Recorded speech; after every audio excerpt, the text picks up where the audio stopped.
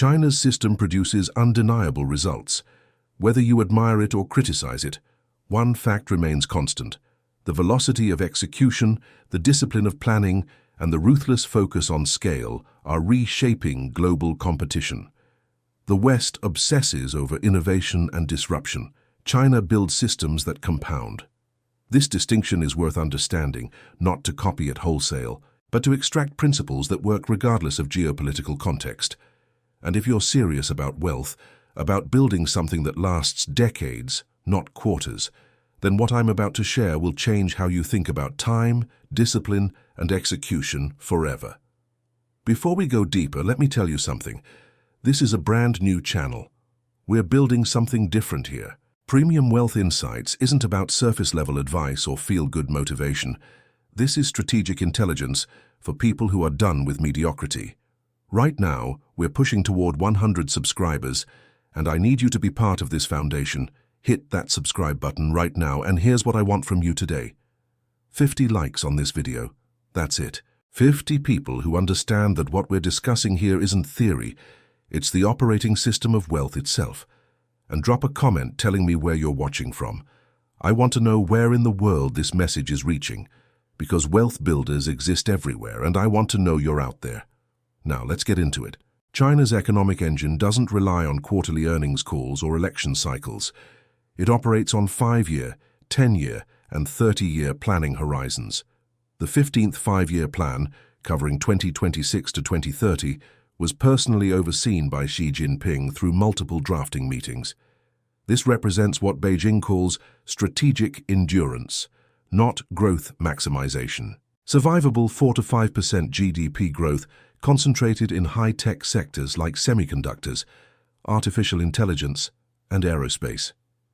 Think about that for a moment. While Western CEOs are sweating over next quarter's earnings miss, Chinese planners are mapping out 3 decades of industrial dominance. This structural advantage manifests in 3 critical ways, and each one contains a lesson you can apply directly to your wealth-building strategy. First, time horizons create velocity. China's state-owned enterprises and government agencies operate under clear, multi-decade mandates. A factory manager doesn't worry about impressing Wall Street next quarter. They worry about hitting a 10-year production target. When the central government decided to build high-speed rail, it committed to 48,000 kilometers of network by late 2024, connecting 97% of Chinese cities with over 500,000 residents.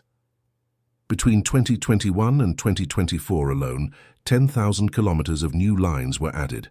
For context, the entire United States struggles with a single high-speed rail project for years. The Xiong'an New Area exemplifies this perfectly. A $95 billion smart city built from scratch in just 7 years, with 3,000 intelligent buildings and underground infrastructure that would make any urban planner weep with envy.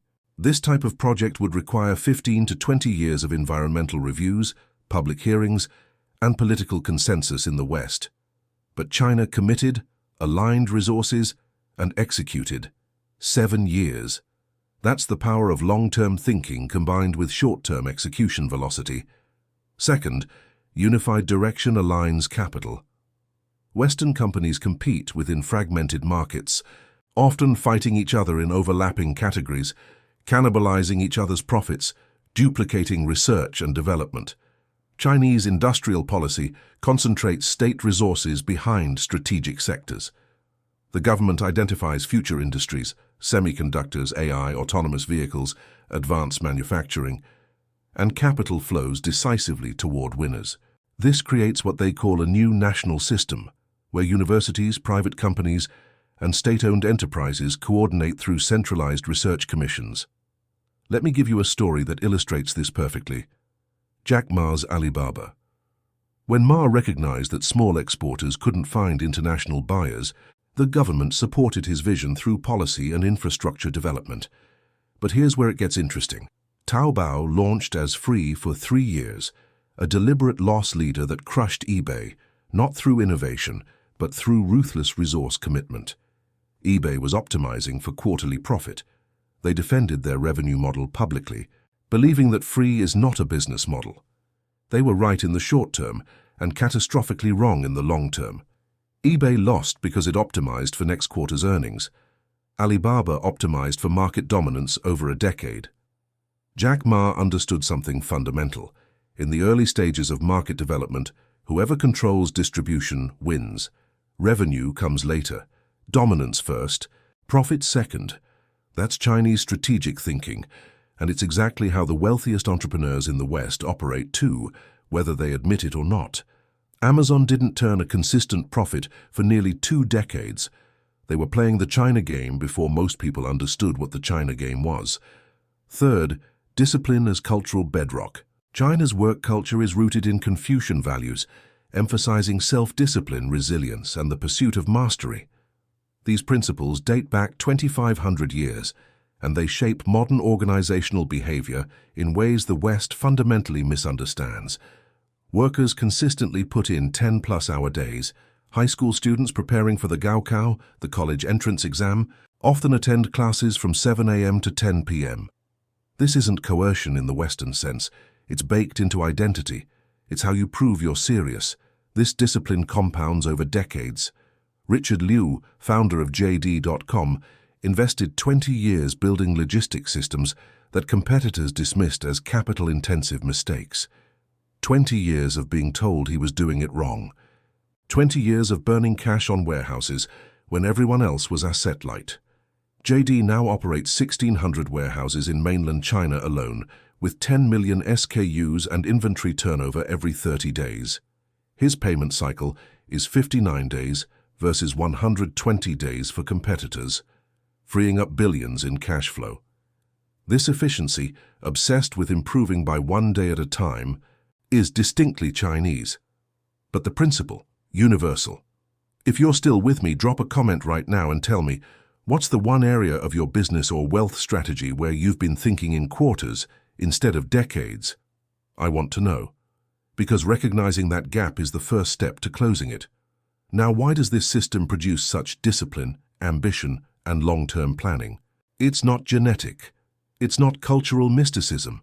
It's structural incentives combined with historical conditioning. The meritocratic pressure cooker. China's education system channels competitive pressure into relentless achievement. The Gaokao determines university placement and, by extension, career trajectory and social status. This creates a national culture where success comes from doing the difficult consistently. Unlike Western systems that distribute opportunities broadly, trying to ensure everyone gets a participation trophy, China concentrates them. The top 25% of high school students enter university. The others enter vocational tracks or work. This isn't cruel, it's efficient. It produces a population obsessed with improvement because the alternative is socially unacceptable. The result? Chinese workers exhibit what management scholars call accelerated innovation. Not breakthrough technologies necessarily, but dramatically faster execution cycles combined with ruthless cost reduction. A smart factory in Qingdao now produces 10 refrigerators per minute, with AI-guided quality control, improving accuracy by 10 times. Sany Heavy Industry reduced production cycles from 30 days to 7 days using human-machine collaboration and the Internet of Things. 7 days. Think about what your business could do if you could compress your production or delivery cycle by 75%. Government as long-term stakeholder. Western capitalism treats government as an obstacle, a regulatory burden, a source of friction. Chinese capitalism treats government as a strategic partner with 30-year planning horizons. This transforms risk-taking. Zhang Yin, founder of Nine Dragons Paper, started by collecting scrap paper during the 1997 Asian financial crisis when banks refused her loans. She was a woman in a male-dominated industry during a financial meltdown in a business that most people considered low status. She built the world's largest paper producer by vertical integration and obsessive cost efficiency. By 2006, she was China's richest woman. But she didn't achieve this in a vacuum. Government infrastructure investment in ports, highways, and special economic zones made her scale possible. She took the risk, but the system enabled the scale. That's the partnership model.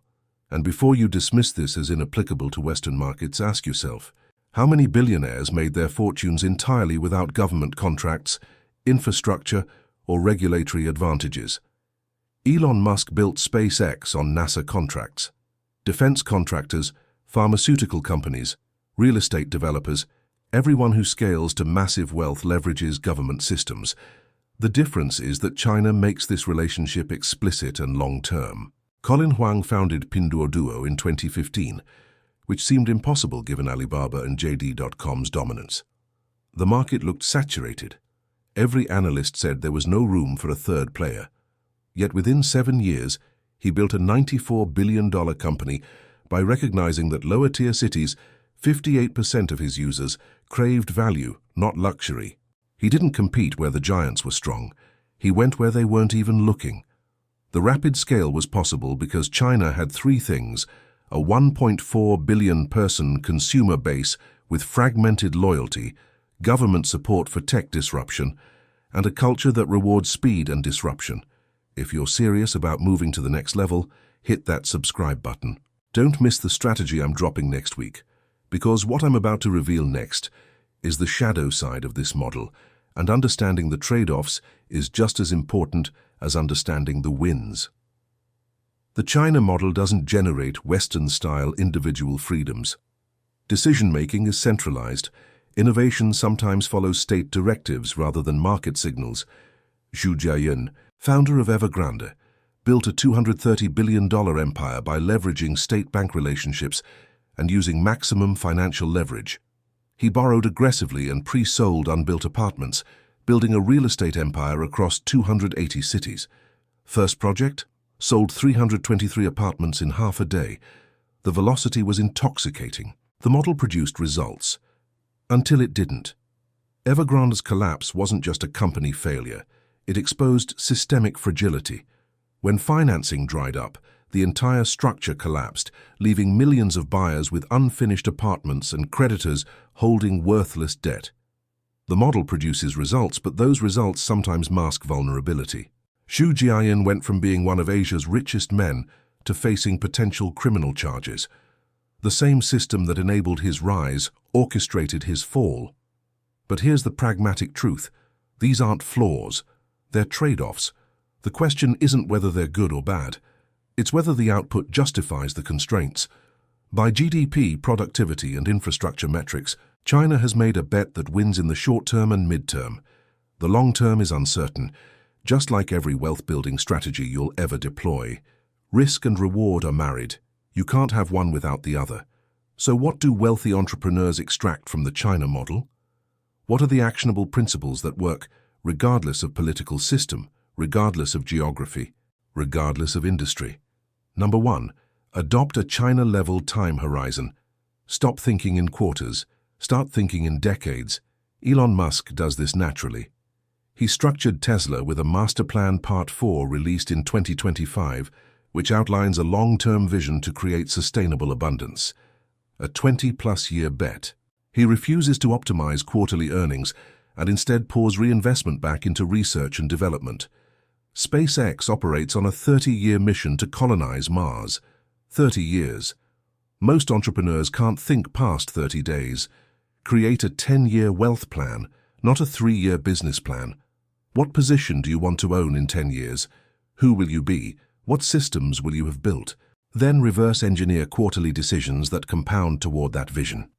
Zhang Yin, founder of ByteDance, outlined this clearly. Let one get the information they need as quickly as possible.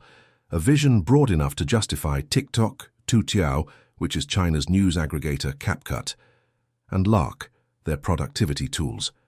Every product aligns with the 10-year vision. This clarity allowed rapid execution without strategically chaotic pivoting. They weren't chasing trends, they were building an empire. Number 2, optimize for speed, not perfection.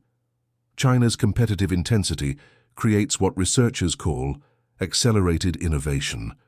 Products ship with 70% functionality. Feedback loops tighten dramatically. Improvements compound weekly rather than yearly. ByteDance grew Douyin, which is Chinese TikTok, to 400 million daily active users because it prioritized rapid feature iteration over polish. TikTok reached 717 million monthly active users globally, a scale that took Instagram and Snapchat a decade to build. This speed came from embracing experimentation.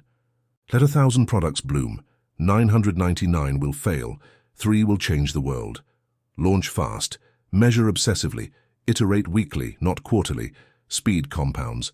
A 10% improvement per week becomes a 2 times improvement in 7 weeks, 10 times in 16 weeks. This is exponential thinking applied to execution velocity. Most people understand compounding intellectually, but fail to apply it operationally.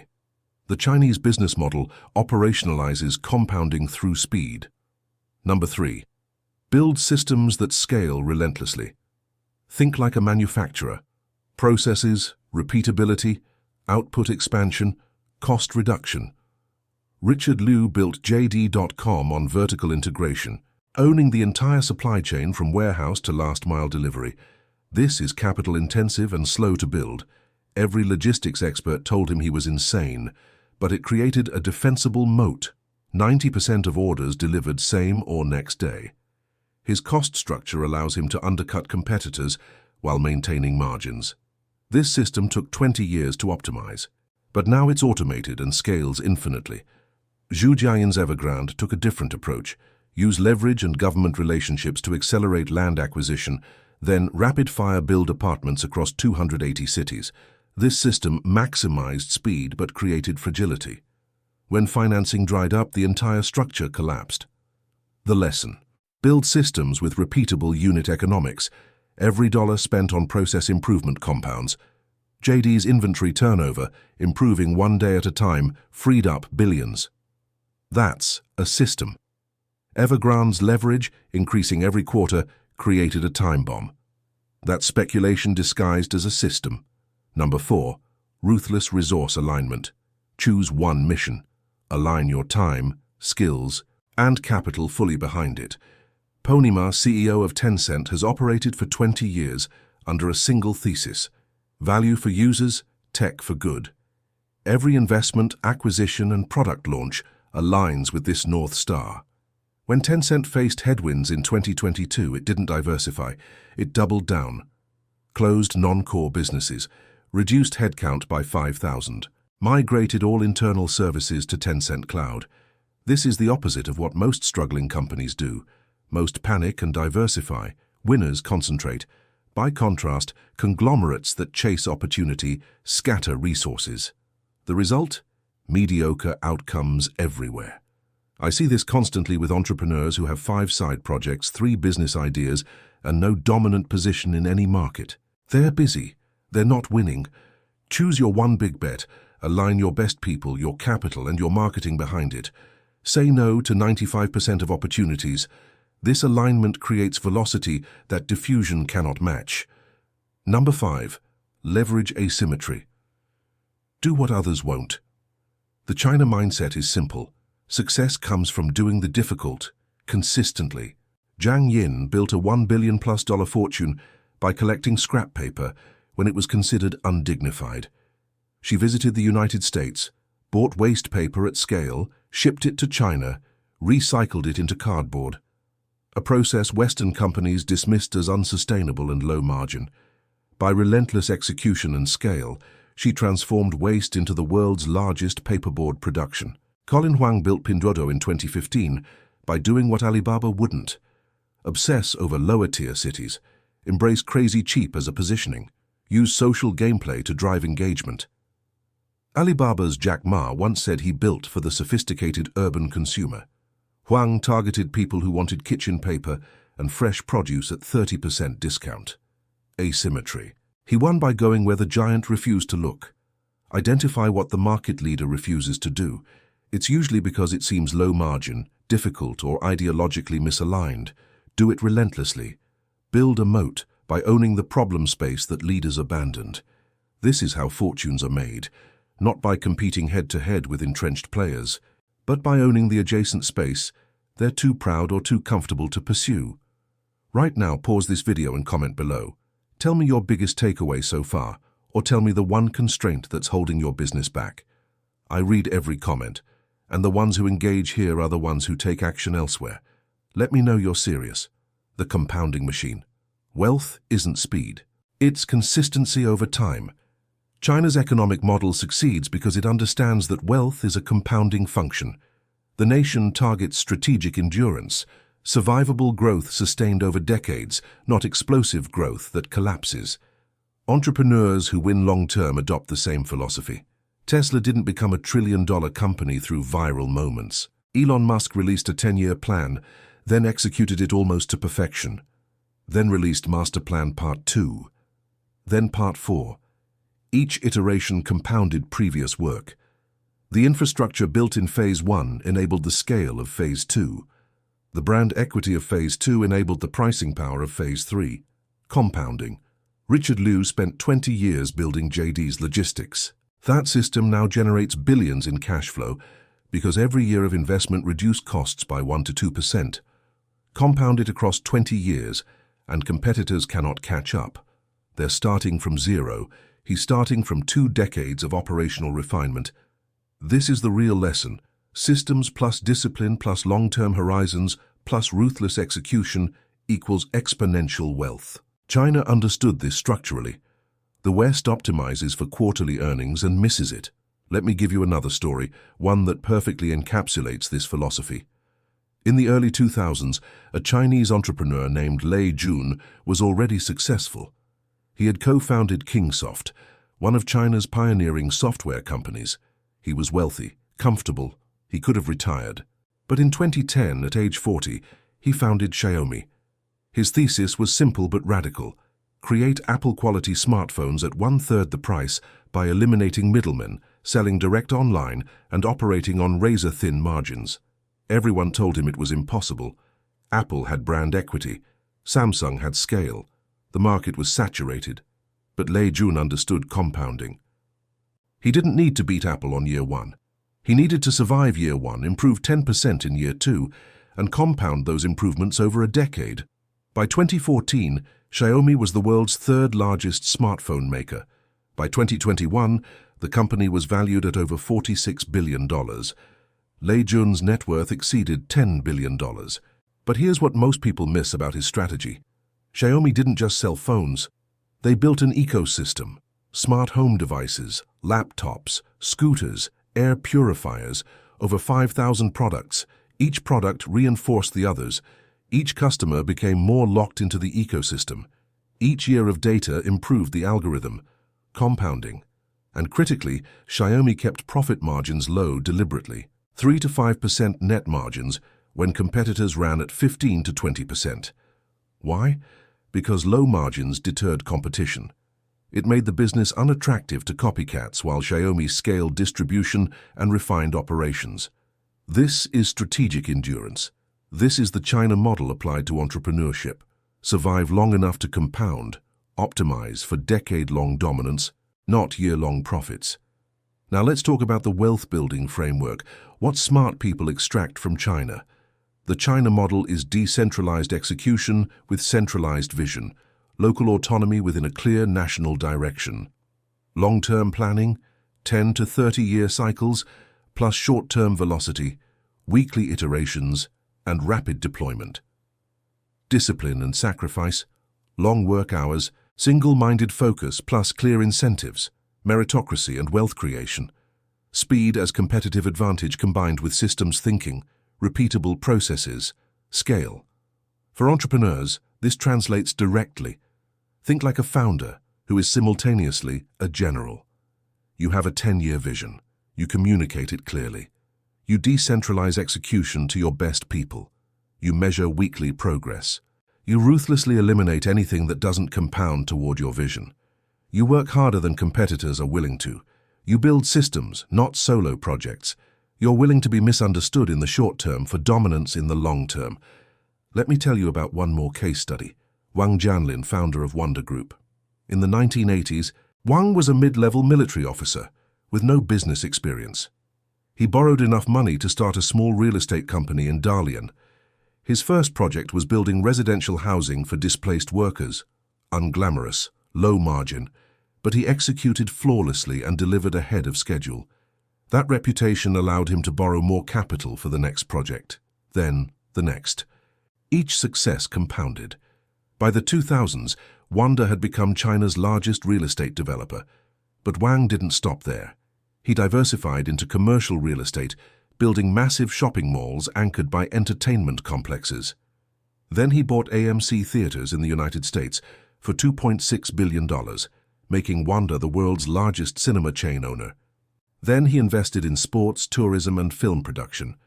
At his peak in 2015, Wang Jianlin was Asia's richest man with a net worth of $34 billion. But here's the critical lesson. Wang's rise came from understanding that in China, relationships with government officials and access to cheap financing were strategic assets. He cultivated both relentlessly. He built where the government wanted development. He hired the right people. He moved fast when opportunities emerged. And critically, he diversified once his core business had compounded enough to generate surplus capital. He didn't diversify out of weakness. He diversified from a position of overwhelming strength. However, Wang's story also illustrates the fragility of over-leverage and political risk. In 2017, the Chinese government cracked down on capital outflows and excessive corporate debt. Wanda was forced to sell tens of billions in assets to deleverage. Wang's net worth dropped from $34 billion to under $20 billion in a single year. He survived, but the empire shrunk. The lesson: even in systems that reward bold bets, you must maintain a margin of safety. Compounding works until it breaks, and when it breaks, you need reserves. If you haven't subscribed yet, do it now. Because next week I'm breaking down the psychological frameworks the ultra-wealthy use to make decisions under uncertainty. And if you think this video was valuable, wait until you hear what I've got coming. The game is timing plus execution plus consistency. China didn't become a superpower because it had better people.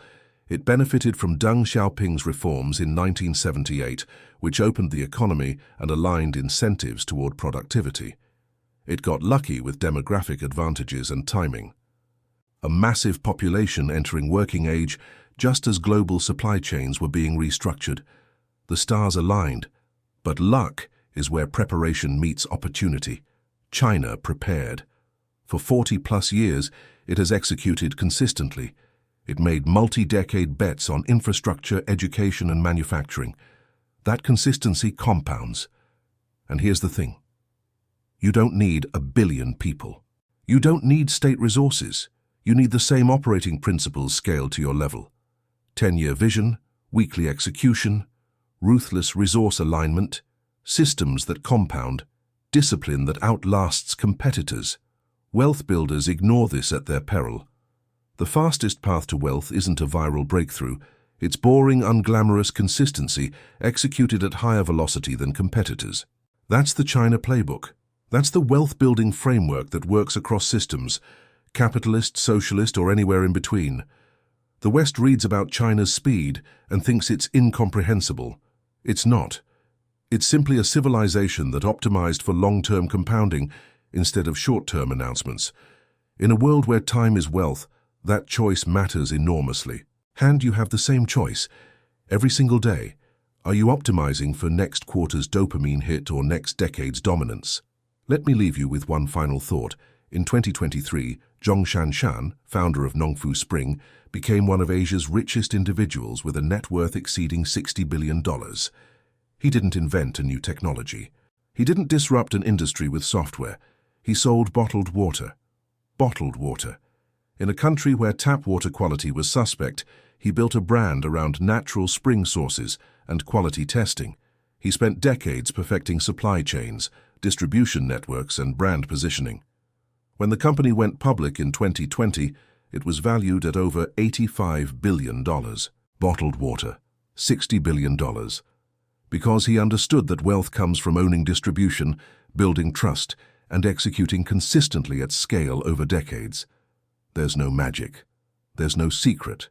There's vision, execution, and time. That's it. The China model distilled to its essence. And it works for nations, for companies, for individuals.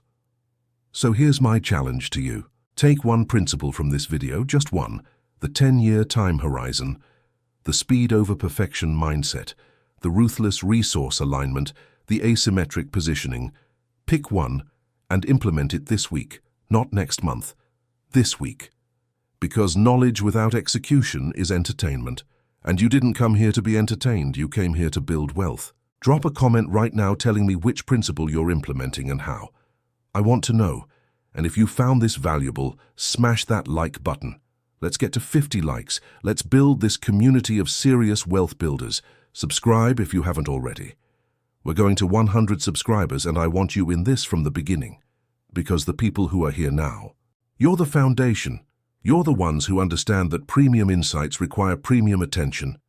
The China model isn't about politics. It's about principles. And those principles, long-term thinking, disciplined execution, systematic compounding, those are universal. They work. They've always worked. The only question is whether you'll apply them. The choice is yours. But choose quickly. Because while you're debating, someone else is executing. And in the game of wealth, execution beats intention every single time. Welcome to Premium Wealth Insights. Let's build empires.